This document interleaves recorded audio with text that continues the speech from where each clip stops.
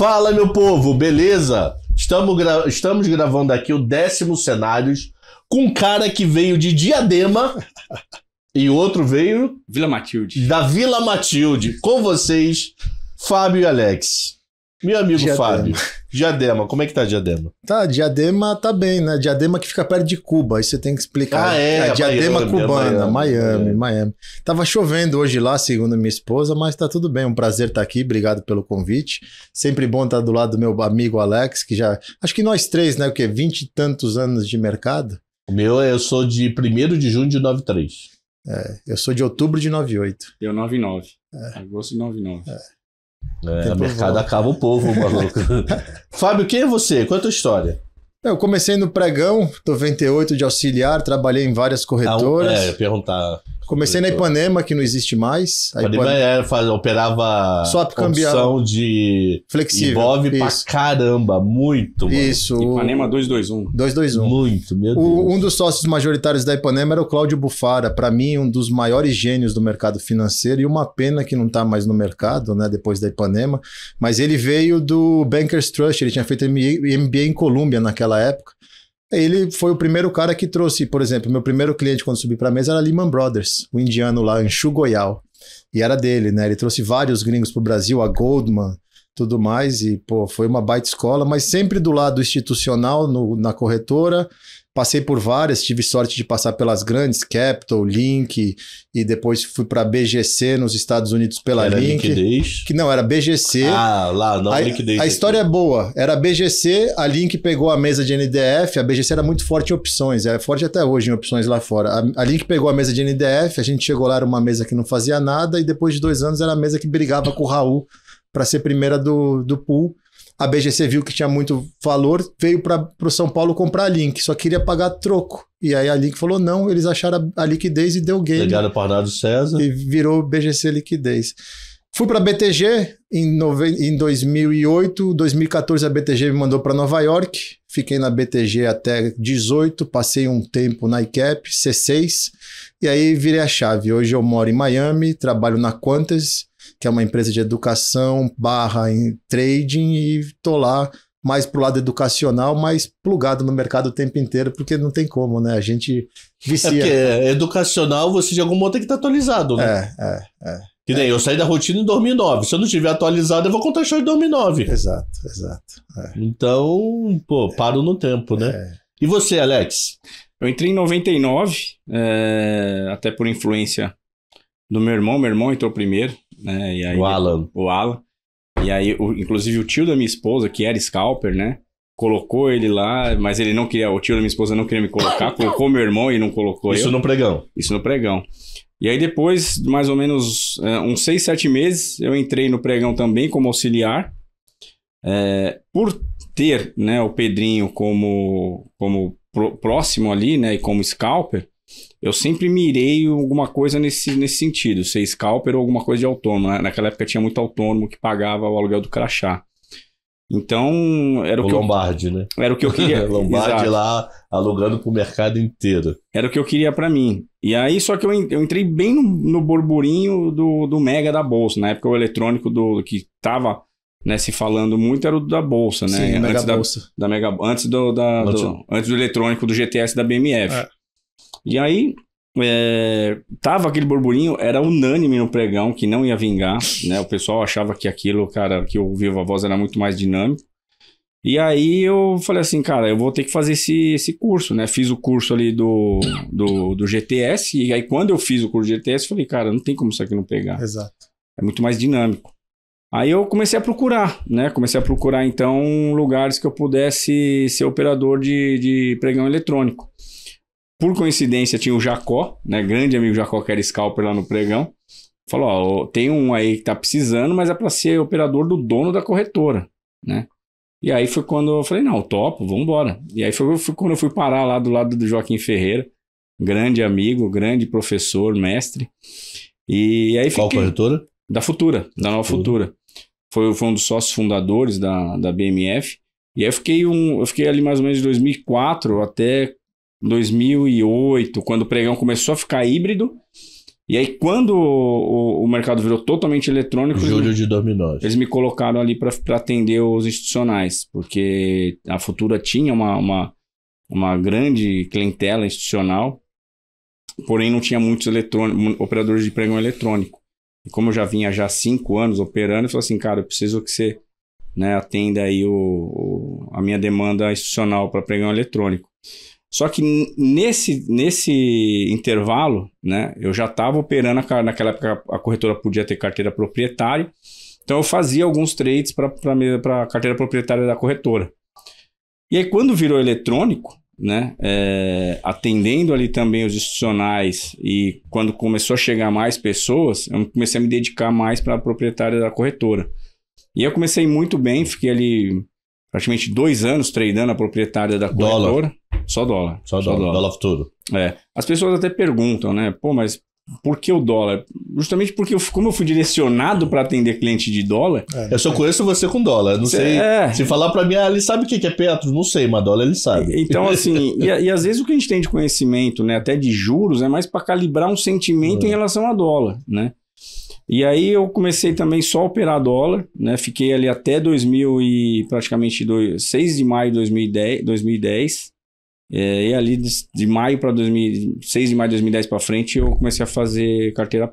sabe até a data, 6 de maio de 10. É porque foi o Flash Crash. No meu primeiro dia de autônomo, no Flash Crash... Esse de 10 foi o cara do City, né? Eu perdi R$1 milhão no meu primeiro dia de autônomo. Foi bem no dia do Flash Crash lá. Foi o cara do City de Londres, o dedo gordo. O dedo gordo. Eu lembro desse dia. E aí não tem como você esquecer, né? Foi o cara da Johnson? Não, foi o cara ia por... Não sei se era de 3 mil a ordem ou de 300 mil e colocou 3 milhões de lote. E derrubou a bolsa pra caramba. Só por quê? Porque naquela época os high frequency já estavam ganhando muita força. Então o mercado começou a direcionar, o algoritmo empurrou mais ainda. Foi com a Johnson ou foi com o índice? Foi todos os papéis. Foi vários papéis. Eu não lembro qual que foi o trigger, eu não vou lembrar o papel agora, porque, 2010. Eu me lembro de uma história da Johnson que o cara ferrou o mercado inteiro. Porque vira efeito bola de neve, né? O high frequency vai reagir, aí ele começa a dar liquidez empurrando para baixo. Tanto é que quem pagou o pato foi aquele cara de Londres, porque ele tava com uma programação já muito avançada em termos de programação e ele que desencadeou o efeito manada nos algoritmos. E daí aí descobriram também que tinha que pôr limite na parada, né? Pra travar, que nem tinha no GTS. Lembra que tinha que dar 300 cliques pra começar a piscar os negócios de limite? Confirmação, né? Tanta confirmação. Tem certeza? Mas você podia tirar aquilo tudo, né? Trabalhava com um maluco que tirava a droga toda, só deixava um. Nas corretoras que eu trabalhei não tinha jeito, cara. Se fizesse conta erro sem ter as confirmações ali, era tchau. Fora a surra que você tomava do chefe da mesa, né? E aí eu fui autônomo até mais ou menos 2017. Em 2017, quando o Alfredo saiu lá do Bradesco, ele montou um family office, me chamou para trabalhar com ele. Aí você saiu da Nova Futura. Aí saí da Nova Futura, pedi autorização, né? Aí o seu Joaquim até pegou e falou, não, com ele você pode ir, se fosse qualquer um outro, talvez eu não deixaria. Aí ficamos no mesmo espaço, eu, Alfredo, Claudinho, Júlio. Marcelo Arbex, o Júlio ficava numa outra sala, mas também estava nesse family office. Carlinhos Otero, também tava o Maria. O Maria, aí tinha o Torinho, que foi o Deco, o Torinho, que tava no Safra. Era uma equipe bem legal. Tipo assim, o PIB das mesas no passado. E aí, pra mim, cara, foi assim... um avanço, né, no conhecimento. Eu posso falar que eu encurtei ali peguei um atalho bom ali de pelo menos uns 10 anos, né? Alfredo e Arbex junto com o Claudinho, caceta. E aí quando foi mais ou menos ali na pandemia, eu já tinha saído para ir morar em Portugal, né? A gente estava até falando, eu ia mudar para Portugal, comprei casa em Portugal, já estava destinado aí. E aí Bolsonaro acabou ganhando, né? A gente falou, vamos dar um voto de confiança. Minha esposa arrumou um emprego lá na BRF, tá indo super bem. E a gente acabou ficando. E aí, em 2020, eu comecei a ser bombardeado nas mídias sociais. Isso tudo independente ou já tinha voltado para a Futura? Ainda independente, né? Eu voltei para a Futura ano passado só. Aí, quando 2020 começou um monte de gente procurando apoio educacional, eu falei, cara, tá acontecendo alguma movimentação que eu não tô conseguindo enxergar, né? E foi quando realmente teve o boom das escolas, né? Dos cursos. E aí eu fui tirar o CNPI justamente para poder me dedicar um pouco também para essa área educacional. E aí foi quando eu recebi o convite do seu Joaquim, né? O PayPal estava migrando para a parte de asset, de fundos. Ele ia precisar de alguém ali, né, que ficasse também com a parte educacional, apoiando e também com a parte ajudando ali no varejo. E aí a gente se juntou de novo o ano passado. Deixa eu fazer a primeira pergunta. Por que o dólar só é líquido no primeiro vencimento? Cara, isso é uma... Você que trabalha com dólar há 20 anos. A minha escola foi DI, como carioca, a escola é mais DI. Eu acho que assim, quando a gente vai pegar a relação com os pares em outros países, a possibilidade de você ter uma conta corrente em dólar tira um pouco da pressão de repente, você ter que ter liquidez no futuro. Eu acho que uma das coisas que você, né, de repente, não tem aqui é justamente você tem uma limitação de ter uma conta corrente em dólar. Começou agora com o Banco Central, mas se eu não me engano... aprovou, mas ele não regulamentou até hoje. É muito louco, ele está tudo aprovado. E mesmo assim, acho que é $500 que vai começar. Coisa. Então, assim, acho que o principal, a diferença, né, que a gente fala que aqui o rabo balança o cachorro... Exatamente, é isso que eu ia falar. O DERI que balança o ativo, né? É justamente o fato de você ter... você não ter talvez um dólar spot tão pulverizado com que as pessoas talvez... Porque a moeda não é conversível. Spot é $1 bilhão. A moeda não é conversível. E o derivativo a gente já sabe que é extremamente, né... Não, e você pega um ponto, por exemplo, eu fiz NDF durante muitos anos. Eu fiz de 2006 a 2008 e depois agora dessa última atuada, 17 até 19. No NDF você tem liquidez para frente porque você tem demanda de hedge fund dos dealers lá fora para fazer uma curva mais longa. Aqui no Brasil, você não pode olhar o primeiro futuro como sendo o primeiro futuro. O primeiro futuro é o spot. E todo mundo tem a demanda pro agora. Então a única maneira que o gringo tem, a galera tem de pôr a mão no spot é fazendo o futuro e depois pedindo casado. O problema do Brasil é ter uma moeda que não é conversível. Então, também é uma criação, né? O casado, quando você fala que é... Ninguém entende, o gringo não entende o casado. Porque o gringo quer moeda. E o NDF também era muito forte até perder o investment grade. Depois que perde o investment grade, a gente foi perdendo aos poucos ali também parte dos fluxos, até porque tem muito fundo de pensão americano que não pode investir, não pode tocar na moeda. Então, eu acho que parte dessa coisa do primeiro vencimento é todo esse conjunto que a gente falou. Eu vou aproveitar e fazer uma pergunta. Casado. Deixa eu explicar para o público primeiro o que é o casado para eu fazer a pergunta. Uma forma muito simples, povo. Casado é a diferença do primeiro futuro contra o spot. Então vamos dar uma coisa básica. Se o casado estiver em 10 e o primeiro futuro estiver em 5.100, o spot está em 5.090 ou em R$ 5,09. Só para vocês terem noção do que é o casado. Ilan, olhando para Ilan, voltando lá em Ilan. Ilan, é uma pergunta bem técnica aqui agora. Ele tinha uma mensagem muito forte. O cupom cambial ou a linha no casado batia esse 4 e pouco, ele intervia. Sim. Isso. Era muito escrachado isso. Ele ia lá e intervia no câmbio. Eu não achei esse número até hoje no Roberto Campos Neto. Eu acho que é 4, aí no dia seguinte você vê a 6. Eu falei, hoje ele entra, mas o real tá valorizando. Não, mas é que mudou a dinâmica. Então, por que não tem mais esse número cabalístico no Roberto Campos? Porque ele quer deixar o dólar mais solto, mudou dinâmica, mudou liquidez de mercado. O que acontece? Então, só para explicar.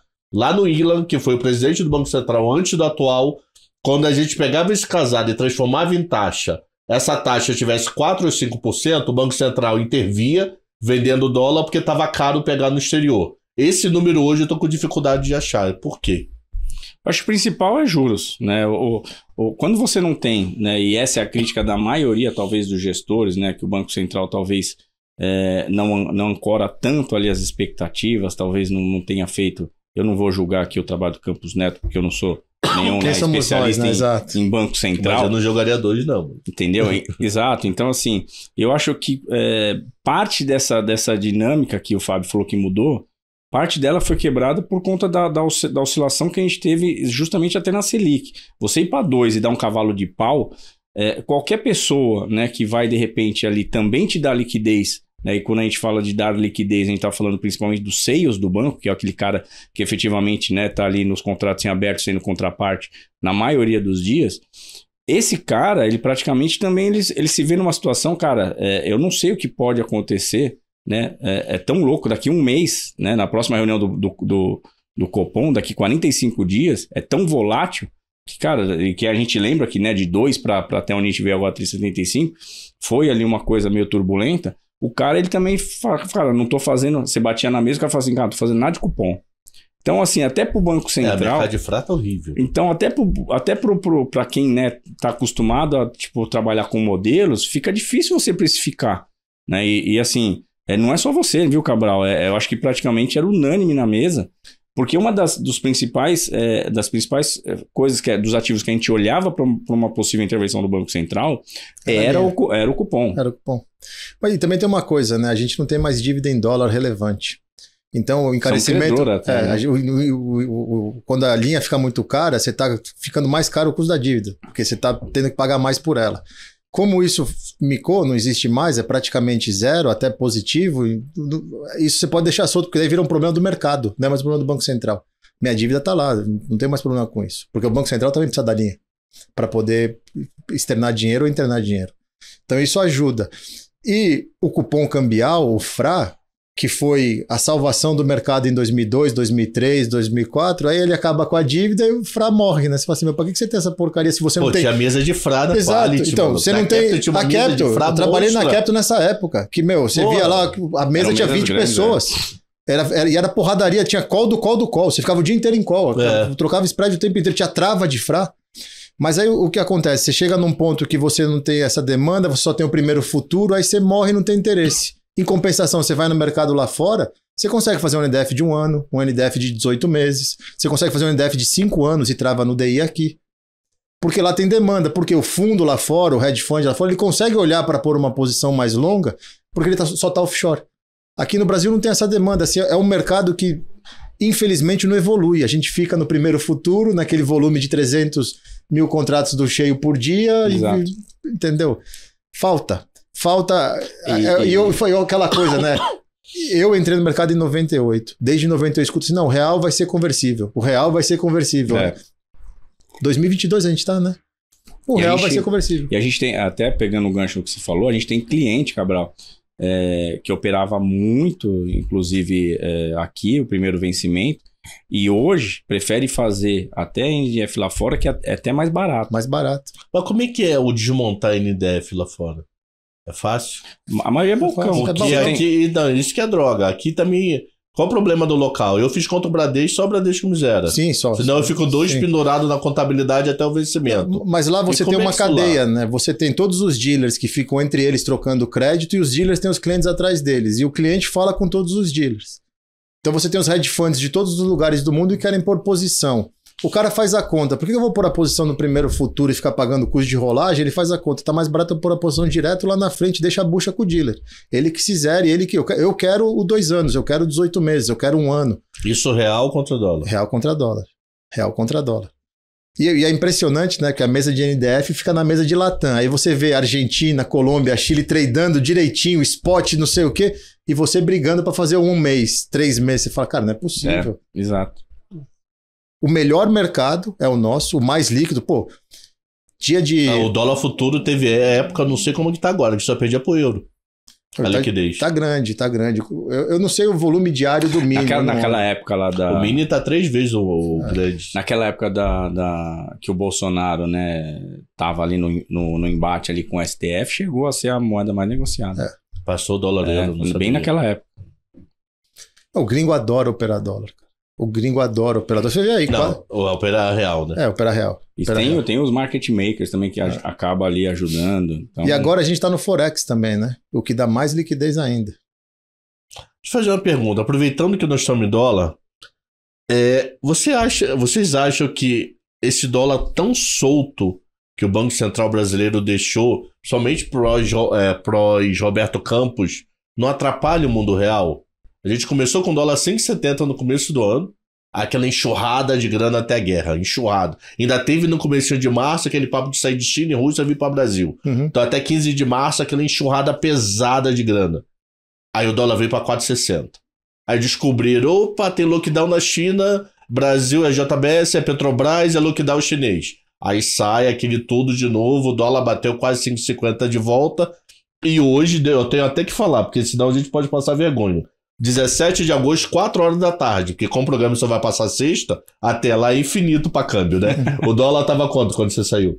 A hora que eu olhei, Eu cheguei aqui em 5,14. Tava até mais caro que o Eu cheguei aqui em 5,14. 5,14 alto. Então, 5,70, 4,60, 5,5, 5,14.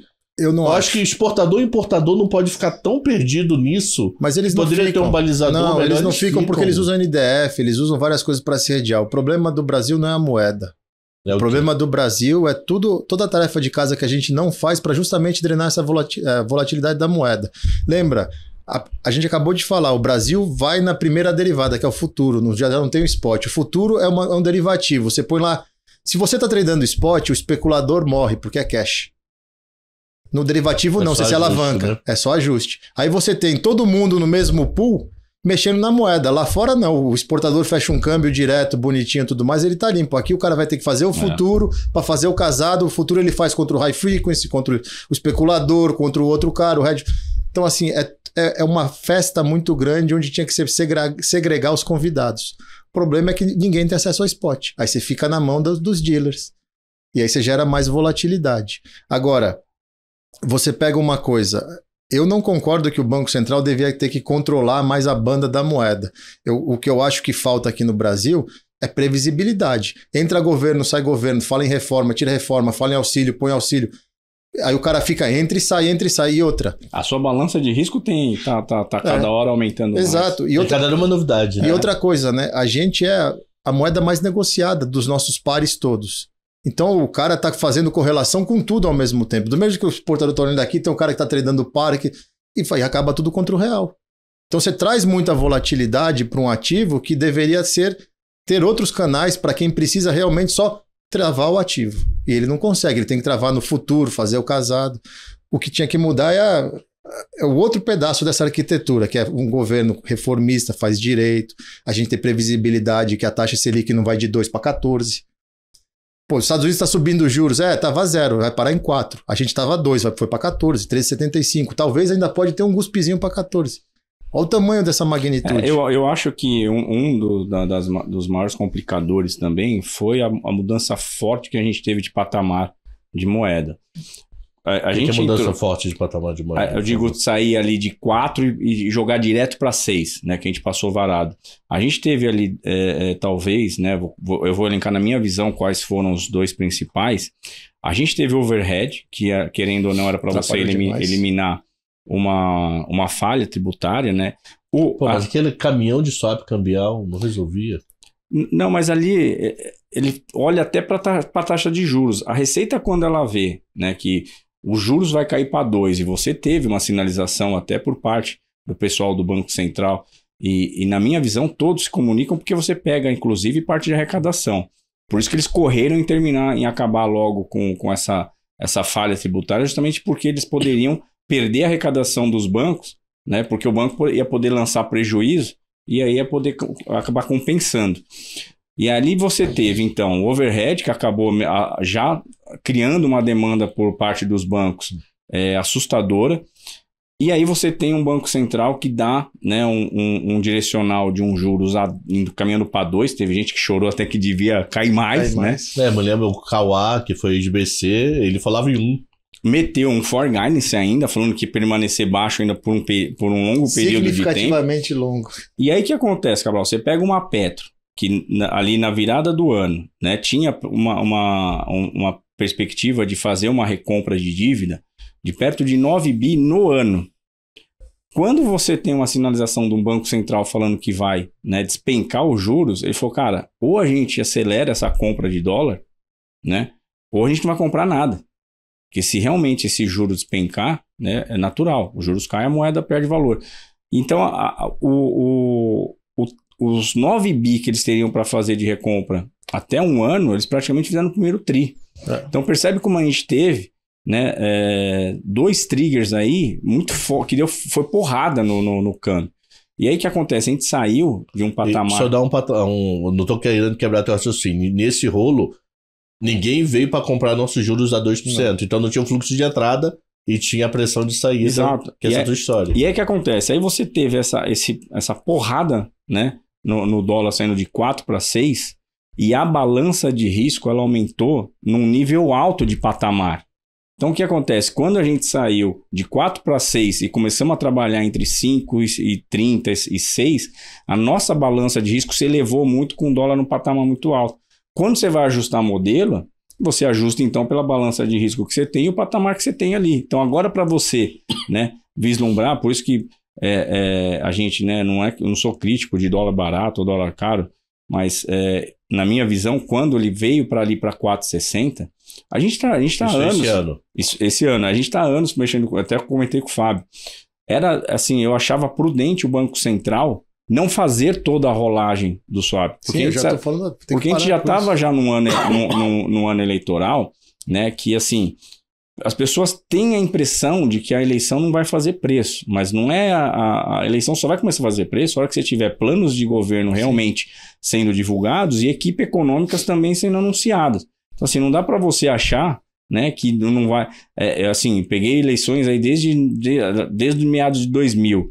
Cara, foram uma ou duas, talvez, eleições presidenciais que, assim, mexeu, mas não foi aquele baile funk que eu gosto de falar. Que foram as duas renovações, né? Exato. A renovação de Lula foi tranquila e de FHC também. Mais do mesmo. Então, assim, eu acho que hoje, né, a gente tem uma balança de risco ainda elevada. Talvez os números que a gente tenha de economia real, né, comecem a melhorar, mas lembra que a gente trade expectativa futura.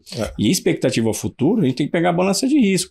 Então o cara olha para a balança de risco e olha, de repente, o que está por vir e talvez ele não se sinta ainda tão confortável em cravar realmente a firmeza desses números e vir de cabeça, sabe? Exportador, trazer grana, coisas do tipo, sabe? Não, e você vê um negócio, só um minuto, olha lá. Se o Brasil tivesse um mercado de spot desenvolvido, o overhead não existia. O overhead só existia porque o cara vai travar, vai fazer o head dele da posição lá de fora, ele tem que fazer no futuro. Na BMF tem ajuste, tem imposto a mais, não sei o que, acaba fazendo 2 para 1. Para cada $1 que ele tem lá fora, ele tem que fazer 2 aqui para ficar redeado. Por quê? Por causa de imposto, por causa de ajuste. É tudo por causa de ineficiência do nosso mercado de spot. Se a gente tivesse um mercado de spot eficiente e tradável, não tinha overhead. E esse overhead foi o que ajudou a puxar o dólar o ano passado no meio de uma pandemia que deu senso de urgência. Por que o spot não... Porque só dealer pode operar spot. Só dealer pode operar spot. Aí o cara vai e garante o dele no futuro. Só dealer pode falar com o BC, mas fora no dia a dia, qualquer não pode. Com dealer. O Pine não pode vender para o do João, que não são dealers. Eu acho que não. Dealer... Tem que passar pelo dealer. Instruções autorizadas pelo Banco Central podem negociar. Tá? Mas intervenção que eu não digo, mas é aquela coisa, por exemplo, dada a volatilidade do dólar, o ano passado a gente chegou até a falar em high beta, né? O real foi ele considerado como high beta. Qual o banco que vai querer, de repente, né, se desfazer de dólar, que praticamente ali, querendo ou não, é um seguro que o cara tem dentro da sua carteira, se não for para ganhar alguma coisa bem acima do CDI. Então, não sei se mesmo que pode, né, e entre instituições financeiras autorizadas pelo Banco Central você pode, eu não vejo esse cara querendo fazer. Tá, deixa eu aproveitar o embalo teu de exportador.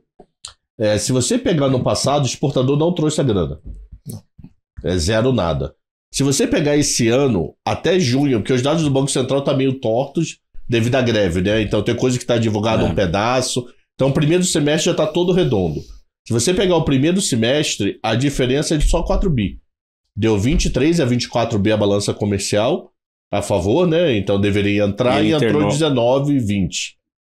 O que mudou? Foi a meta Selic, que ele aceitou fazer caixa no Brasil e aplicar a CDI de 13,15.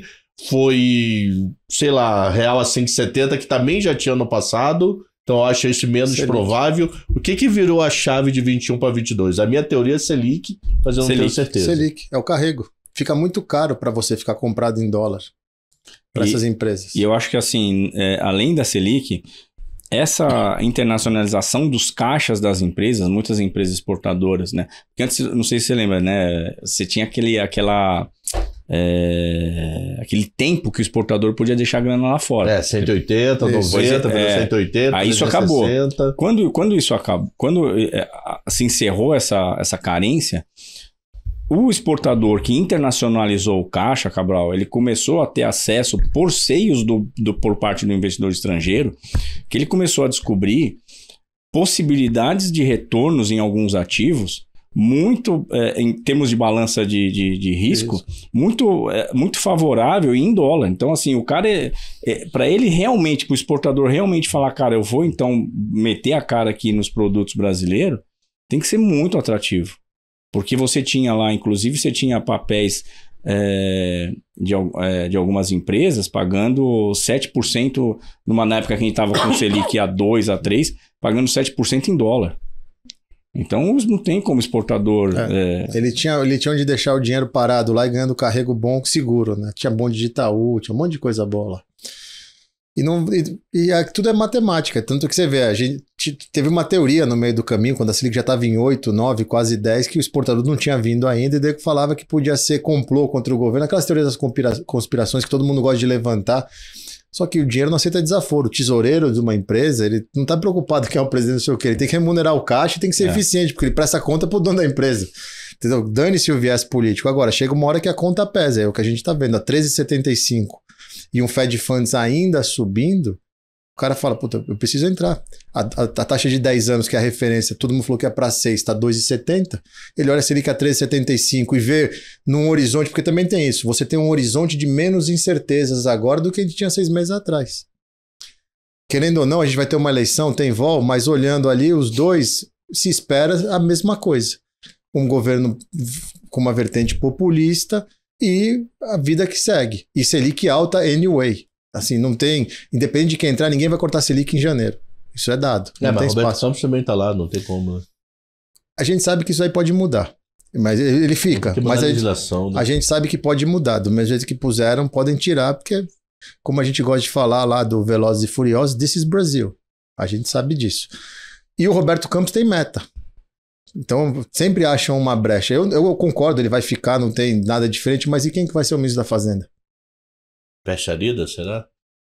Então, tem que ver tudo isso. O mercado não gosta de dúvida. O mercado gosta, seja bom ou ruim, mas que seja. Deixa eu estudar e achar alguma coisa.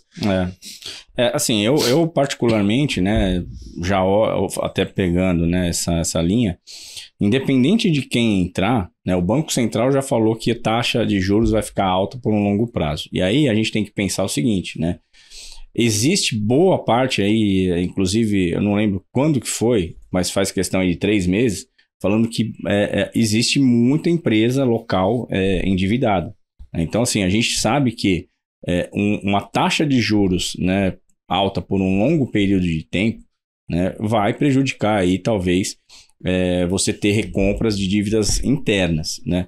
E aí, quando a gente olha também, né, para o cenário externo, a gente fala que vai sair de juros zero lá fora para 3,5, 3,75 que seja, a gente precisa pensar também que tem muita empresa lá fora, que é daqui, que tem bonds lá fora, que também vai correr para fazer recompra, porque vai acabar apertando e muito. Então, assim, por isso que na minha visão, eu acho que assim, o dólar até pontualmente pode ter essas quedas, como a gente tem visto.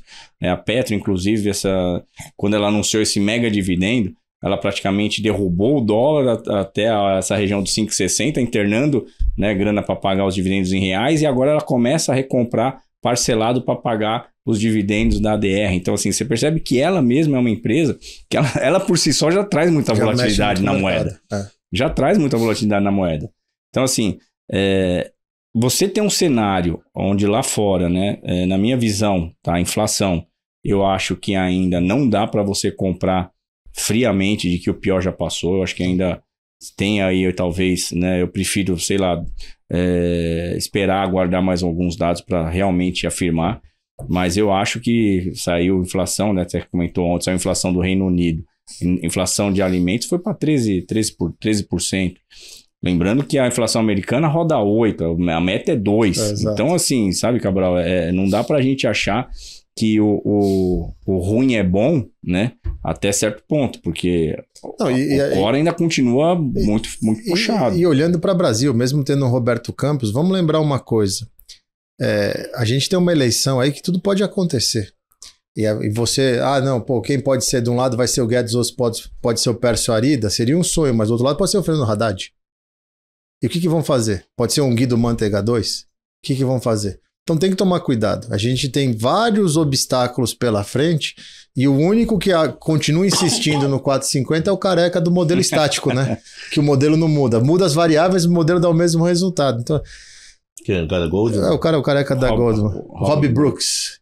Você vê, 4 bi entraram entre quinta e sexta e o dólar não perdeu 5. Entrou 4 bi. É muita coisa para um negócio que o dólar não perde os 5, porque tem uma compra persistente aí nesses níveis esse mês que não larga o osso. E ninguém entende. Você vê 10 pregões de fluxo positivo. E a renda fixa bombando também. Renda fixa bombando, bolsa. Pô, a bolsa tá 115 mil pontos.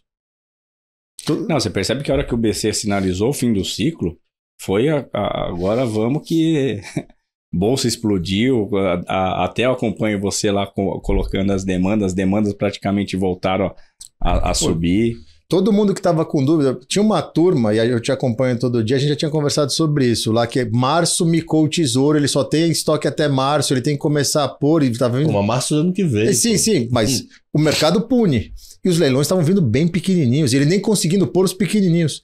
Os últimos 2 leilões foi recorde. NTNF, a semana passada, ele colocou 2 milhões de títulos na 29,33. Esse de NTNB, ele triplicou o montante. Mas também venceu na véspera 200 bi, né? Venceu na véspera, mas tem demanda. Tem. Tomara tem 160 bi de NTNB via cash no mercado, desde o dia 15. Tem demanda. E mesmo assim a moeda, firme e forte, não perde o 5,05, 5,07. Deixa eu aproveitar e fazer uma pergunta aqui, já que você falou de DI. Quem assiste meu 710 já não deve aguentar eu falar que a curva não tá falando com o Banco Central. Até hoje eu nem botei a tela, porque esse é o mesmo discurso de ontem, anteontem e Três Antônios. Se você vê Banco Central, ele fala toda hora que os juros vai ficar alto por um bom tempo. Se você vê a curva de DI, você vê, começa a despencar. Tem dia que é em maio, tem dia que é em junho, tem dia que é em agosto, para terminar o ano a 11, tem época que é 10,75. Quem tá mentindo? 25 chegou a cair, numa semana caiu 200 base. É normal, cara. Não, o que eu digo, quem tá mentindo? 10,75 no final do ano? Olha a curva lá fora. Olha a curva lá fora do Fed. Ele nem acabou de subir e a curva já tem corte em março. E ele nem acabou de subir. A curva tá assim, A curva já tem corte em março. O mercado opera expectativa. E o mercado, o que aconteceu no DI aqui, o que está acontecendo no DI aqui e que aconteceu lá fora, primeira coisa, na expectativa melhorar, final de ciclo, commodities voltando, esse petróleo que todo mundo falou em 130. Você lembra? Numa semana o Citi fala 130, o JP fala 300. Ele está vindo para 80. Então o mercado não só fechou, e aí tem que estopar a turma que estava apostando contra. E daí fica irracional. Pô, a gente tá falando, acho que o janeiro 25 tá 11 alguma coisa, o Randall já é 11 no 25, não é uma coisa. Tava 13. É isso que eu ia falar, acho que tem mais stop, acho que tem mais problema técnico no DI do que efetivamente o pessoal olhando muito ali pro que o Banco Central tá... Tem esse delay porque teve muito stop. Tinha gente que falava, imagina, vai ficar 13,75, vai ter que subir mais. E eu lembro uma época que a gente estava fazendo o 710, foi um dos dias que eu participei. Naquele dia... 710, para quem não sabe, é um programa que eu tenho todo dia no meu YouTube, às 7h10 da manhã. Recomendo, assistam, que é divertido. E bem informativo. Mas eu lembro um dia do 710 que você ficou falando da curva, e naquele dia lá... veio a história do Banco Central, vai subir, não sei o quê. Se você olhasse a curva durante o dia, tinha uma alta depois da eleição. Ela ficava flat e depois da eleição tinha uma alta de 25. E você falava assim, cara, não faz sentido nenhum depois da eleição subir juros, cara. E é porque o mercado começa a estopa a barriga da curva primeiro, que é onde está a liquidez, e as coisas pro outro lado vai ficando tudo meio bagunçado, até ela voltar o shape dela de novo. Só que não volta esse shape, já tem um mês. Sim. Porque cada dia é uma loucura. 0,25 menos 1 menos 0,75 não bate, mano. Eu arrisco falar, que é Alex arriscando, tá? Eu arrisco falar que a gente vai ainda ter muito disso acontecendo ainda. Sim, eu acho. Mas em final, quem tá certo? O BC ou o mercado? Eu acho que assim, pra mim, o ciclo acabou. Não? O ciclo acabou em 13,75. Vai ficar muito tempo com isso, e quem tá apostando que ele corta cedo vai estopar, porque ele não vai cortar. Eu só vejo o corte depois de agosto do ano que vem. Por quê? Porque os Estados Unidos não parou de subir. Enquanto os Estados Unidos não parar de subir, você não tem referência. E o Fed, ele tá sendo... A gente tá olhando o Brasil, a teimosia tá na curva do Fed, porque o Fed tá sendo vocal o ciclo inteiro, desde que ele falou que ia subir em novembro, ele tá falando, eu vou subir. E eu vou subir rápido. E eu vou subir mais. E o mercado tá assim, você não vai. Eu vou subir. Ele deu 3 de 7,5. Eu vou subir. Agora ele tá falando, eu vou dar de 50 e eu vou ficar em 50 até eu ver a inflação embicar. Você não vai. Ele tá. Esse que é o problema. Eu acho que enquanto a gente não tiver um Fed próximo pra mim aqui tá bom. Aqui vai ficar disfuncional porque você tem toda a arbitragem no meio do caminho, entendeu? E eu acho que assim, né? Você pegar, o Fábio tá lá, pode confirmar melhor do que ninguém. Enquanto você tem, né, um salário anual rodando acima de 5%, é muito difícil essa inflação americana diminuir. Deixa eu aproveitar e explorar dos Estados Unidos um pouco. Nós te entrevistamos essa semana, hoje é quarta-feira. Foi ontem. Ontem, isso. Adriano Pires. Adriano Pires foi aquele que foi presidente da Petrobras sem ser tecido por algumas horas. Ele vem direto aqui na BMC. E uma das dúvidas que nós temos, que eu perguntei para ele, foi o seguinte: olha só, e o gás nos Estados Unidos? Porque os Estados Unidos tem gás tranquilamente, de boa, mas tem preço histórico. Isso tende a piorar com a chegada do inverno e problema da Rússia? Ele sim. Eu acho que o gás nos Estados Unidos tende a bater níveis recordes do recorde até o final do ano. Isso é absurdamente inflacionário na boca do inverno. Sim. Então nós estamos indo para o inverno que gás é a alma de lá. E aí? Nós podemos ter a inflação gangorra? Ela está começando a cair e não chegar ao ponto do anterior, mas ela chegar a ter alta de 12 meses no final do ano? O que está na conta? Ontem, a primeira coisa que eu falei aqui na BMC, e até eu fico feliz porque a gente está numa época boa para falar isso. O mundo está vivendo problemas que eram só nossos, né? Problemas que eram só nossos. Lembra que vai ter racionamento porque não está chovendo, faz dança da chuva. Lá, assim, reza para não esfriar. Eu acho que não, porque por um outro lado, todas as commodities recuaram muito. Inclusive, a gente brinca quando eu entro lá, você fala da Diadema, eu falo, eu tenho um posto de gasolina no quarteirão da minha casa. Foi de 5,18 para 3,40. Foi muito rápido, foi em 6 semanas, 5,18 para 3,40. E lá, a cadeia toda é derrubada muito rápido. Você vai no supermercado no dia seguinte, você já começa a ver tudo remarcado para baixo. Então isso ajuda. Pega a região norte, que é onde é muito frio. Você pega a Flórida, Geórgia, tudo mais, onde são muito populosos, ninguém usa gás. Eu troquei minha conta de gás, que ficava cara no inverno, com ar-condicionado, que ficava cara no verão, por uma conta de ar-condicionado cara o ano inteiro. Quando eu morava em Connecticut, durante o verão, meu ar-condicionado ia para 200 e poucos dólares, meu gás ia para 10. Chegava no inverno, meu gás ia para 200, o ar-condicionado ia para 10. Porque você invertia, né? O aquecimento é a gás. Aonde é frio vai ficar difícil, porque o cara tem que usar o gás o tempo inteiro. Agora, são poucos estados, os estados que estão lá para cima no norte. Isso ajuda. O que vai pegar nos Estados Unidos, que é o que realmente pega, é alimento. Se o alimento voltar a subir com o gás pressionado, porque o alimento tem um peso maior, por isso até que os dois, o gás e o alimento, ficam longe do core. E o que a gente tem que olhar, olha o número do Canadá hoje, toda a inflação caiu, aí você vai olhar o core inflation do Canadá, caiu 0,1, o que mostra que a inflação já está espalhada, porque se o core não está caindo, com tudo caindo, energia e alimento já não está fazendo efeito no resto. Esse é o problema dos Estados Unidos. O gás ficar caro é ruim, atrapalha, mas eu acho que não contamina tanto, porque você tem que traçar uma linha no meio dos Estados Unidos para onde faz muito frio, é para cima. Para baixo, quanto tem de população? Isso quanto isso que é a pergunta. Quanto é de população? Tem que fazer essa conta. Porque, por exemplo, Califórnia não Flórida, tem... Né? Não, você tem Geórgia, você tem Texas, um bom pedaço do Texas não usa gás. Mas quanto tem de gente ali? Então, tem que fazer essa conta. Tem que fazer essa conta. Esse é o grande X da questão. Flórida tá bombando de gente, né? Eu nunca vi tantas pessoas indo para Flórida. Só de Nova York, na pandemia, 19 mil famílias. E das 19 mil famílias, mais da metade, acho que 73% falou, foi para não voltar. Então, e muito latino? Que eu digo, muito brasileiro? Deixa eu melhorar a pergunta. Muito brasileiro. Já tem muito brasileiro lá, né? Veio muito americano de Nova York, muito judeu que saiu de lá. O judeu fez a conta e falou, cara, eu tô aqui em Manhattan, 30 metros quadrados, 18 mil dólares de aluguel, eu vou pra Flórida que com 18 mil dólares de aluguel tem uma mansão com piscina e sol o ano inteiro. Foi muita gente, muito negócio. O que os grandes bancos finalmente fizeram? Era muito bonito, por exemplo, uma Goldman com prédio completo lá, com back-office, operations, não sei o quê. Vem a pandemia, aquela parada toda. Back-office não precisa aqui, operations não precisa aqui, a tia do café não precisa aqui. Vai para Jacksonville. O Office facilitou muito essa migração. Vai para Jacksonville, que o metro quadrado é 1/10 daqui, o custo de vida é 1/10 daqui, eu ajusto seu salário, você fica empregado e você mora no verão. Então isso aconteceu muito, essa migração e a desinstituição da cadeia. Né? Não precisa ficar todo mundo de um banco aqui. O que não é para ver cliente, que não precisa pagar o de gatinho aqui em Nova York para você ver o Central Park, não sei o que eu vou receber gente, vaza, vai para a Flórida, vai para o Texas. Teve muito disso, muito.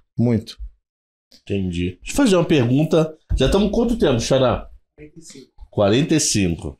45 eu de lei. Rodrigo, pô, mais que 10 minutinhos, vai. Fluxo de gringo. Especificamente fluxo de gringo. Janeiro, fevereiro, março bombou. Sumiram em abril e maio. E voltaram nos últimos 10 pregões. Mas numa velocidade do tipo assim, parecia que tava com demanda reprimida. Parecia que tava, meu Deus do céu, caramba, tem Brasil. Acabou o ciclo. Nós tivemos na sexta-feira o sexto maior entrada num único dia no ano. E os outros 5 foram de janeiro, fevereiro e março. Então, depois de março, a maior entrada num único pregão, que foi 2.600, se eu não me engano. 2.000 alguma coisa, 2.610, 620. Por que essa entrada tão grande no fluxo, vindo para o Brasil? E como o spot não tem tanta liquidez, então aqui porque essa entrada é tão grande para o Brasil, mas você pode responder as duas. E por que o spot não tem tanta liquidez, esse 2 bi não fez tanto preço no câmbio? Bem, o gringo veio porque acabou o ciclo aqui, né? Deu a previsibilidade. O gringo falou, opa, minha hora, vamos para lá e outra. O gringo tá tomado em juros no mundo inteiro, que tá no meio do ciclo, ele precisa aplicar. Ele olhou o Brasil e falou, lá acabou, aplica.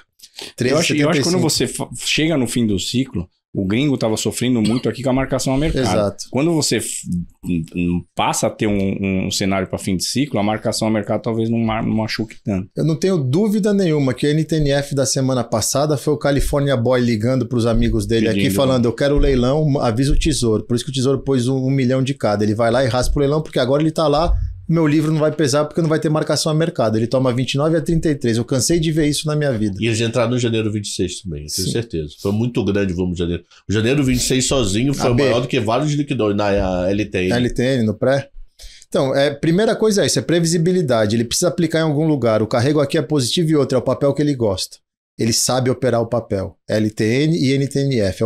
Esquece B. Ele gosta do pré-fixado com juros semestrais e raramente ele vai e pega um pré-fixado que está gordo. Então, previsibilidade é a primeira coisa que ele faz. Por isso que ele vem, e quando ele vem sem dó. Ele liga na mesa do dealer e fala, avisa o Tesouro que eu quero papel. Tesouro calibra o leilão. Isso é batata. Eu cansei de ver isso. Inclusive, o trader de lá era de banco local daqui. Então, o cara sabe, além de tudo, sabe como fazer. O gringo quer previsibilidade, ele gosta de operar Brasil. O Brasil sempre deu dinheiro para ele. Agora, 2,6 bi é 0,000. É que pra gente é muito. Quase. E a parte do spot do fluxo, eu até perguntei para ele quando eu cheguei aqui, porque eu falei, cara, eu sou comprador de dólar natural, porque eu moro lá e tenho receita aqui no Brasil pelas o que eu dou de aula, as coisas que eu faço. Eu preciso comprar dólar para pagar minhas contas. Então eu também preciso que o dólar caia. A primeira coisa, eu vi ele hoje e falei, meu, por que não perde esse 5,08, 5,07? Porque 4 bi é muito fluxo. Que você Tanto da renda, semana passada, desculpa te cortar. Se você só semana passada, entre bolsa e renda fixa, deve ter dado quase 6. Sim. Em 5 dias, né? Dou 1.800 de NTNF, vamos botar 900, metade. Pô, a de bolsa deve ter dado uns 4 bi e pouco. Eu acompanho muito pelos contratos em aberto, né? Os contratos em aberto têm mostrado que quem tem sido a maior parte, né, contraparte dessa venda toda é banco. E a gente sabe que a maioria das empresas, né, principalmente quem precisa importar e precisa de uma demanda, faz via banco porque vai ter ali os sales do banco dando uma parte de liquidez, porém tem que consumir alguma coisa para você ter ali esse serviço. O próprio Alfredo colocou no Twitter, né, que daqui para o final do mês, né, a própria Petro iria comprar, né, bem ali parcelado, vamos colocar assim, justamente para pagar os dividendos no final do mês. Então, assim, Cabral, a gente não tem, né, uma empresa, talvez local, que tenha o tamanho para absorver esse fluxo todo, se não for uma grande como a Petro. Petro vale da vida. Então, assim, eu posso cravar? Não posso, mas eu sei que, dentre as empresas que a gente tem, é a única provável que vai ir aparecendo todo dia nos contratos em aberto via banco, me leva a crer que é uma empresa como Petrobras absorvendo. Então, sem Petro, tinha a chance do real estar um pouco mais valorizado. Ah, sim. O Carequinha tá eufórico se não tivesse a Petro comprando. Se for a Petro e ela que tá comprando, o Carequinha tá postando um Twitter por minuto, né? Por 4,50. Não, foi estranho. O mercado assustou. Eu queria até ver como tava a linha, porque você fala assim, cara, não é possível. Não é possível que batem dólar e tem comprador. Porque não costuma acontecer isso. É um movimento estranho. É o que o Alex falou. Ele falou, tem alguém que tem necessidade, porque não tá deixando sair da frente. Porque mesmo se o cara quer comprar, ele vê um dia de 1.800. Estamos falando de 10 dias de fluxo positivo. Ele espera. Ele fala, vai pondo na fila. Eu acho também, tá, Cabral, que tem aquilo que eu acabei de falar. Eu acho que tem sim algumas empresas que querem fazer recompra de seus bonds lá fora, de suas dívidas lá fora, e aproveitam uma oportunidade, né? E aí também, de novo, cai pelos contratos em aberto, cai na mão dos bancos, porque é quem dá a maior parte de liquidez aqui pro mercado interno. Deixa eu aproveitar. Rodrigo, esquece. Curiosidades do mercado. Sexta-feira, você está pensando em nada, já acabando o mercado financeiro, aí JP Morgan vai lá e bate 50 mil contratos. Aí do nada, você não pensa em nada de novo, vai lá JP Morgan e toma 50 mil, 4 horas da tarde. Que isso, mano? Que a experiência de vocês diz disso? Final de pregão de sexta, um volume às vezes cavalar. Outro dia foi quase 180 mil no índice. O índice tem dessas, né? Eu lembro de um cara no índice que até há pouco tempo fazia muito preço pela Tullet, pela Necton, depois pela Orama. Vinha, batia 5 mil, batia 10 mil, tomava 10 mil. Quando eu ver um fundo de crédito local que fazendo isso faz um hedge. Falo que como que um fundo de crédito faz hedge nessa porcaria? E é um fundo de crédito. Então eu falo, tem que respeitar o cara. Por isso que eu não gosto do índice. Eu gosto do dólar. Porque o dólar tem juízo e tem fundamento. O índice eu acho que é um hospício. Eu admiro muito que opera índice e se dá bem, porque eu acho um hospício aquilo ali. Porque no dólar, você não consegue vir bater 5 mil e depois achar que você vai tomar 5 mil. Você não consegue fazer isso. O que espanta mais é o que o Gabriel falou. O cara bater 50 mil, ele sabe que ele não vai conseguir fazer day trade com 50 mil contratos. E é final de dia, 4 horas da tarde. Isso não daí, tem zeragem daquilo. O que tem muito, e é até um termômetro que a gente usa, olha muito, a gente fica olhando aquela janela do fixing de Londres no câmbio. Fixing de Londres, que é do meio-dia 58 a 1h02, né? 1h03. São 5 minutos ali entre o meio-dia 58 e 1h03, que é bem a última janela da Petax, ele pega um pedacinho. Se o fixing de Londres foi muito comprador, você pode ter certeza que no leilão da Bovespa vai ter venda de papel, porque alguém travando o câmbio aqui para entregar o papel no final do dia. Só que o que acontece às vezes? Ele chega no leilão, não começa a ver tamanho, ele vai fazendo o índice para travar o head dele.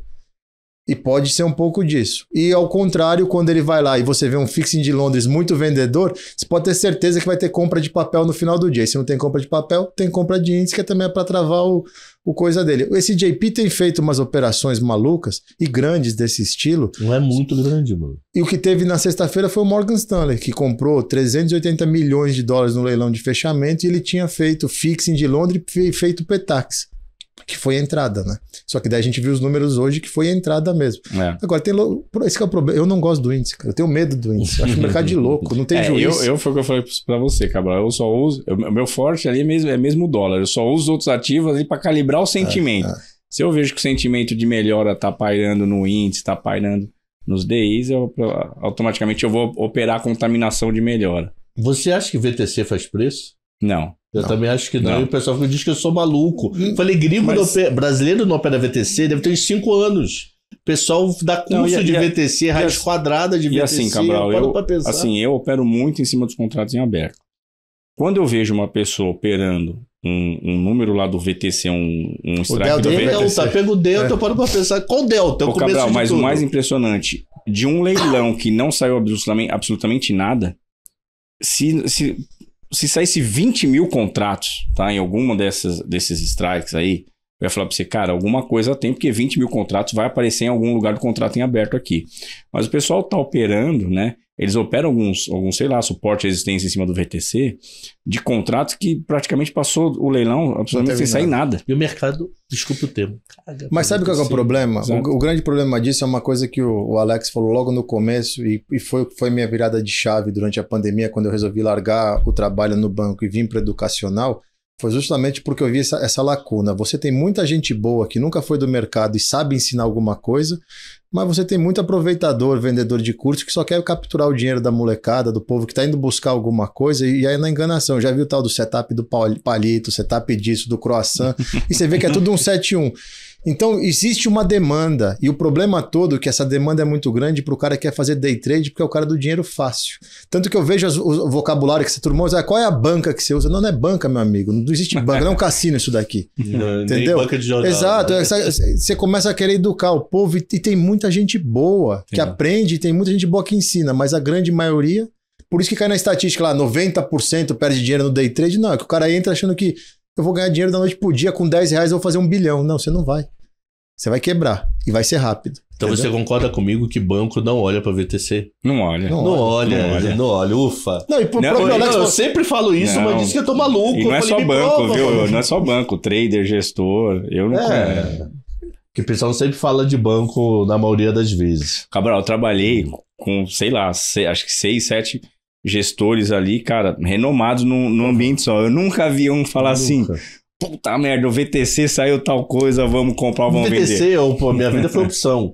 Depois do DEI, quando eu virei paulista, eu virei opção, Rio de Janeiro muitos juros, aqui muita opção.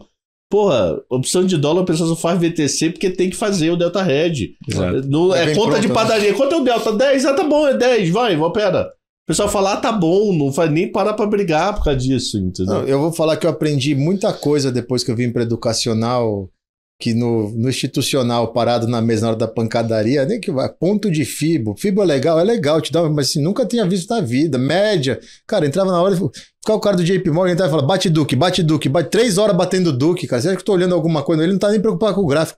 Rasparam ele lá fora, ele precisa zerar a parada, meu amigo. Não tem amor na ordem. Exato. Ele quer assim, ó, meu, eu preciso zerar essa... Tá rolando um on-off se você não... eu preciso zerar isso aqui o mais rápido possível, então vai comer meu ganho, entendeu? Sai batendo, acha o lote. Eu sou da época de receber fax de gringo, ó, compra DI até tal taxa, X mil contratos, depois só me diz o que fez. Pô, tinha que rolar uma ética animal, porque você tinha uma boleta monstra na mão, o cara mandava via fax. Eu falei, que isso? Então vambora, vamos operar. As ordens de gringo... Aquelas ordens, né? Compra o dia todo. Não, as ordens de gringo, quando eu subi pra mesa, Lehman, Goldman, a rolagem, o cara fala assim, eu preciso rolar minha posição, rola aí. Oi?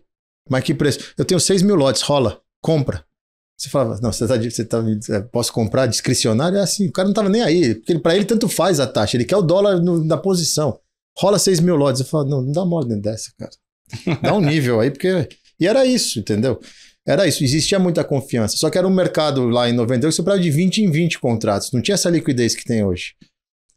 E hoje o que acontece é que gourmetizaram demais muita coisa, porque daí você empacota, vende um curso e pronto. É só isso. E no fundo, o arroz e feijão sempre permeou o mercado. É preço aonde está o lote. Simples. E faz. Outra dúvida. Para você, as 4 Petax, todos os 252 dias do ano fazem preço? Não, só as 3 primeiras. Eu tô sozinho. Eu uso... Não, mas todas os 252 dias do ano, as 3 primeiras?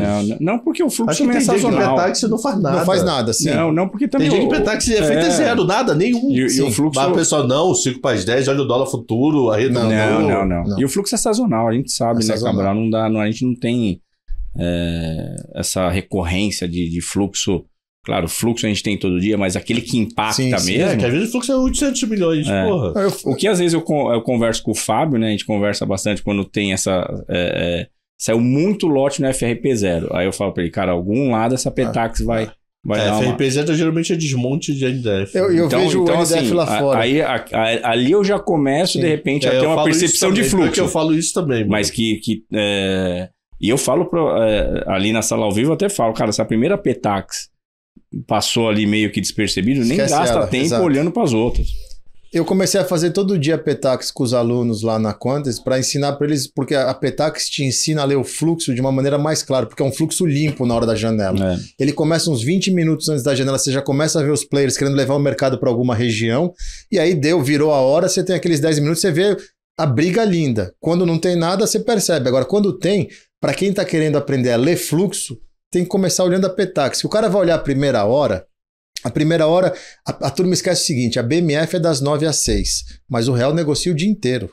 Eu cansava de sair para jantar com os clientes lá em Nova York, acabava o dia, o cara, vamos tomar uma, e você via ele no chatzinho da Bloomberg o tempo inteiro deixando o preço na mesa da Ásia, deixando o preço... mas a liquidez despenca, né? Mas o cara chega de manhã na mesa, cansei de chegar da manhã na mesa, o cara, ó, tem 3 mil para vender na abertura, vende.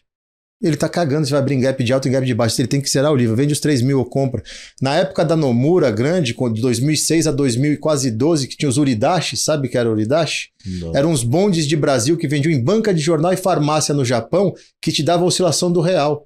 E a Nomura era gigante nisso. O cara todo dia de manhã, ele já abriu o mercado, ele bate 1.000 aí pra mim, que era Ele viu quanto vendeu no era redear os Uridashi. Que não tinha lógica nenhuma. Então eu falo, o fluxo da primeira hora, que muita gente gosta de operar, que tem montagem de posição, ele também é muito poluído com esses overnights, o que sobra. Para ler fluxo, a janela da Petax, ainda mais quando tem game, ela é linda. É aquele fluxo puro, porque ali está o interesse real. Porque a Petax tem um peso gigantesco. Isso eu aprendia muito com o Alfredo no tempo que eu fiquei com ele na linha, que toda hora que ele tinha alguma coisa que tinha que fazer na janela da Petax, ele até sentava na cadeira, porque ele gostava de você perceber que já estava assim na cadeira, que eu vou fazer a Petax, eu vou fazer a janela. Então o fluxo da janela ensina muito, mas também não é todo dia. E eu falo, eu paro na terceira janela, já tem 75%, a última é a Xepa. Então vamos lá, continuar mais 5 minutos aqui. Tá. Então vocês também concordam comigo que Petax... Sim. E não então é todo dia. Depois faz o corte, ok, Xará? Corta até aí e depois o outro. E não é, o Rodrigo autorizou. E não é todo dia. Não é todo dia. Não é. Às vezes é uma semana inteira, não tem nada. O pessoal, não, Petax para o mundo. Falei, caramba, eu desaprendi minha vida toda que eu fiz de mercado, pô. Não é todo dia. Petax e VTC nunca fez preço. Ah, não faz. Então tá bom, ganha dinheiro, parabéns. Mas para banco ele nem olha. Até o Alan uma vez falou isso, acho que quando conversou com você. O pessoal, parece que eles precisam de alguma coisa para se ancorar. Para se ancorar, exato. Então, assim, exato. Né? Então, quando vem alguém e fala, por exemplo, né? Eu vou lá no Twitter e falo, cara, Petax hoje foi vendedora, né? Se eu fizer isso é porque eu vi realmente que foi um dia que não é usual o fluxo que a gente teve. Mas aquele cara que lê o tweet, ele vai buscar, né, sei lá, material, alguém que vende alguma coisa para operar Petax todo dia. E é aquilo que a gente falou, a Petax não é todo dia que vai ser do mesmo tamanho e todo dia que vai ter, né?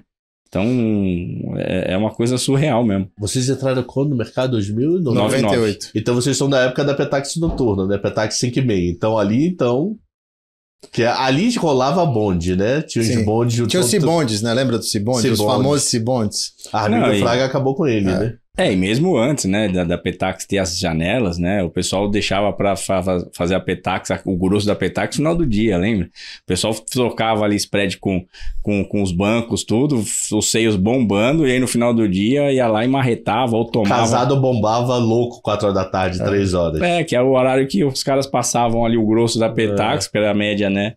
E depois que acabaram com isso e criaram aí as 4. Se não me engano foi 2010, né?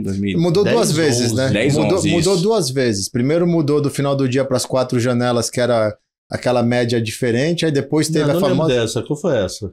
Eu só lembro da mudança de uma vez. Do média do dia inteiro. Isso. Para as 4 janelas. Para as 4 janelas, isso. A janela foi 12, eu acho. 11 ou 12. Eu acho que foi 11. Teve uma outra mudança? Não, teve o cálculo, que eu lembro até que na reunião foi a briga da turma da Petax, tinha lá a turminha que fazia os métiers de Petax, que saíram todo mundo, inclusive, lá no fatídico processo. O processo foi 2008, se eu não me engano. Aí depois o Banco Central mudou logo depois disso. Que os caras usavam a Petax e o on-off, que todo mundo combinava do fluxo. Que daí era aberto, né? Era um chat da Bloomberg, o famoso chat da Bloomberg, que tinha um monte de gente, mas ninguém fazia nada. Mas todo mundo se falava lá no chat da Bloomberg. Tinham 3 nomes aqui para evitar processo. Eram 3 grandes grupos com um cara. Era um sozinho e 2 grupos separados. Era muito escrachado aquilo. E o que é impressionante, né? O mercado brasileiro, todo mundo até lá fora é muito respeitado porque é o mercado mais regulado que tem. É o mercado mais regulado que tem. Só vendo no subprime, quantos bancos quebraram no Brasil, quantos quebraram no Quando eu cheguei em Nova York em 2006 para fazer NDF, e aí a mesa, você tinha que no final do dia ter uma curva de fechamento. Eu falei, tudo bem, quem que faz a curva? Ele falou, você tem que pedir para os bancos. Eu falei, peraí, mas os caras que têm interesse que vão me dar o fechamento da curva, como que funciona isso? Fica tranquilo, eles te mandam, pede para uns 3, 4 e faz a média. Eu falei, porra, como que funciona isso, cara? O banco marcava a curva de fechamento da corretora. O cara que tem o interesse de marcar o livro dele no fechamento. Você fala, como que funciona isso, cara? Como funciona isso? E era assim. A justiça diária no Brasil, dá pra respeitar. Total. Dá pra respeitar muito, mesmo. Muito. E até a dinâmica da bolsa, né? A gente aqui no Brasil tem uma... Primeiro que quando a gente vai fechar com alguém, a bolsa ela é a contraparte central de tudo que a gente fecha.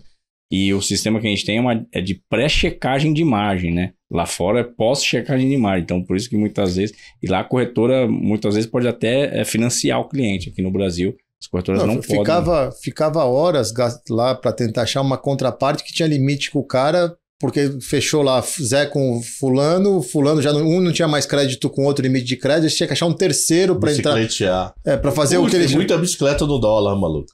Muita. Era duro, cara. Era duro. Aqui dentro também, bicicleta no dólar spot. A tinha limite com B, estourou o limite. E uma das pontas era a gente. Acho C. Aí você já tinha uma lista pra ligar. Pô, ontem o C me ajudou. Então vamos ligar pra de baixo, botava ele da planilha de lotes lá embaixo. Planilha de lotes, tem tempo pra achar o C. A cada hora pedia favor pra um, mano. Como pediam pra gente também, pô, tem limite aí, tem como fazer a bicicleta. Povo, agora sim, já estamos com 1 hora e quanto? Xará, 1h05? 1h06. 1h06.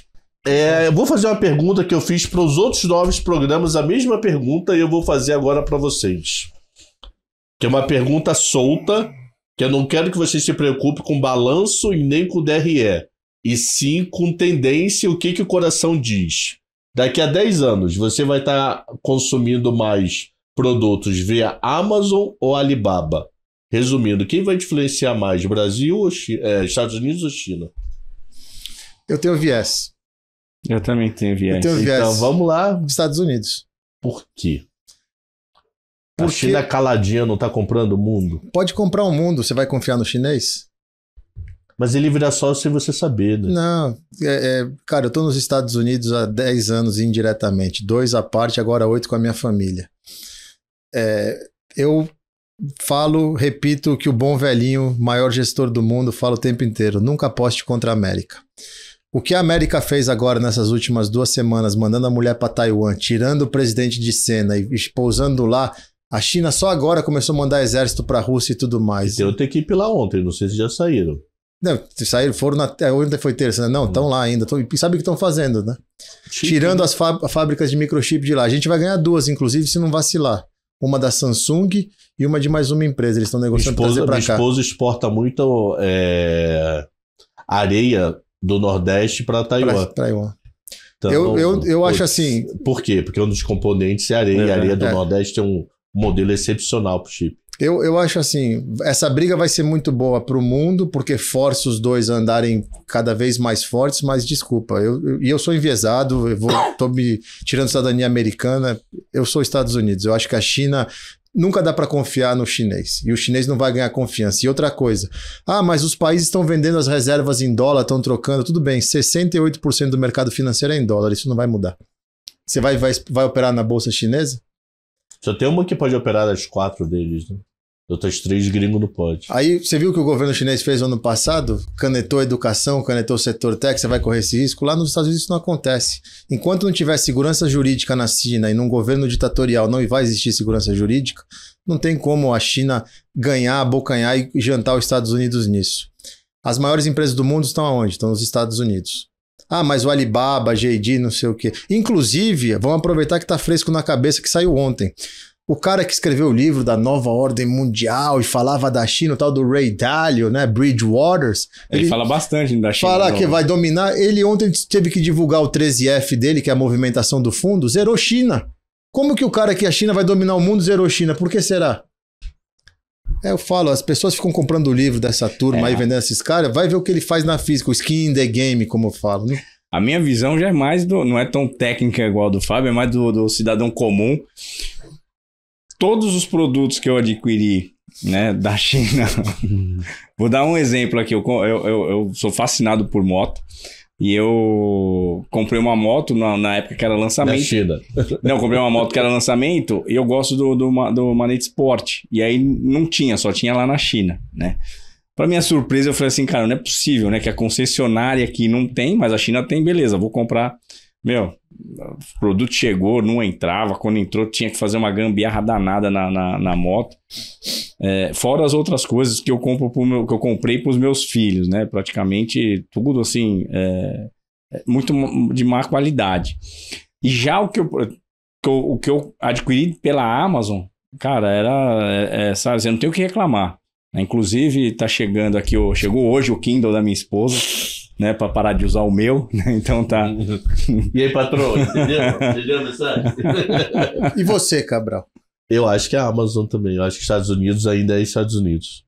Mas eu acho que China ocupa um espaço sem a gente perceber. Aquele espaço que você não sabe que é chinês e é chinês. Ah, sim, sim. Eles têm um pedaço grande já da nosso agro. Sem a gente saber que é deles. Povo, muito obrigado. Onde é que te achamos? Aonde? Rede social, Instagram? Foi bom você Twitter? falar isso. Pessoal, o meu perfil eu só tenho um. Alex Martins. Por quê? Aparece outro? O cara mais clonado e hackeado do Instagram, olha, é porque o cara Cabral, é muito bonito, a gente tá na quarta. Pô, hoje é mulherada fica louca. Hoje é quarta-feira. Já fizeram 3. Só essa semana foram 3. Então, assim, pessoal, eu não ofereço criptomoeda, tá? Eu não capto nada, tá? E o meu único perfil é @AlexMartins, CNPI. Isso aonde? No Twitter e no Instagram. É o mesmo? É o mesmo. Não tem com 2i no final, não tem com 2i no meio, 2S. Que o cara vai mudando a variação só do S, do N, do I. Foda. E aí ele faz inúmeros perfis meus e eu só tenho esse. Então tá, fechou. E você, meu amigo? Eu tô no Instagram, eu não sou muito fã do Twitter, então eu tô lá no Instagram, Fábio Fares com underline no final. A gente tá lá postando todo dia pouquinho. Todo dia tem uma aula. Todo dia a gente posta aí um pouquinho do cenário, porque o que eu acho que o mais legal de ter acesso a pessoas como o Alex, como você, que a gente passou 2 décadas de mercado, tá no mercado ainda indiretamente ou diretamente, eu foco no que importa. Eu não foco no VTC, não, eu mostro ali, ó, é dado, vai acontecer tal coisa. Ou não, mas é o que a gente tenta ajudar. Eu acho que eu falo isso para as pessoas que ficam me perguntando, mas por que você faz isso e tudo mais? Eu sou eternamente grato ao mercado. O mercado me deu tudo. Me deu a experiência que eu tenho, me deu grandes amigos como vocês, me deu toda a jornada que eu vivi e principalmente o sustento da minha família. E eu quero devolver a ele, tentando pelo menos ensinar direito as coisas para quem tem interesse em lidar com o mercado. E quando eu vi esse educacional cheio de gente que está querendo sacanear o mercado, eu falei, não, eu não vou deixar. Então lá todo dia de graça tem uma aula. É só quem quiser aparecer lá e olhar. Agora não, porque eu estou no Brasil, então eu só tenho o celular e é uma ferramenta ruim, não ter meu computador para montar as coisas. Você não trouxe o micro, pô? Não trouxe o micro, não tem laptop, o desktop ficou em casa, não dava para trazer. Voltando para os Estados Unidos aqui a 10 dias, a gente volta com a programação normal. Mas você não tá da quantas, então, essa semana? Então, não, eu tô fazendo o morning call do celular na sala e o pessoal de Maringá me ajuda, mas eu não tô postando como eu gostaria no Instagram as coisas que eu posto todo dia de manhã, mas no morning call todo dia 8h30 no YouTube da Quantas, QUANTZED, para quem não sabe, a gente tá lá, morning call 8h30, eu, Marcelo, Menin, Animal. Petrocas. Assiste o 7h10, aí muda pro da Quantas e você vai começar o dia mais informado impossível. Aí, de vez em quando você dá pitaco lá no meu também. De vez em quando o Cabral me dá E lembrando, eu também tô na Quantas como contribuidor. Sim, o Alex né? tá lá. A gente tô fazendo a Futura aí se aproximar da Quantas. E eu tô também na sala ao vivo ali das 10h20 ao 12h20. No YouTube da Nova Futura. Gratuito, exato. Do meio-dia 20, das 10h20 ao meio-dia 20, depois das 2h40 às 3h30. Por que só uma curiosidade, apenas uma curiosidade? Por que não um número redondo? Boa pergunta. Por que não de 10 a meio-dia, de umas 2? Boa pergunta. Porque quando eu entrei já era. Mas boa pergunta, vou levar. Por que número redondo, né? Pô, de 10 a 1, de 2 às 4, não. Até pra quem tá aqui decorar é complicado. Exato. Eu trabalhei numa corretora que eu saía às 6h17. Só que a gente saía às vezes voltava, entendeu? Saía, abria e voltava. Por causa de horário de trabalho. Tinha que então tinha que sair 18h17. Então. Foda. Então, povo, muito obrigado. Esse foi o Cenários número 10, falando de câmbio. Até sexta-feira que vem, se Deus quiser.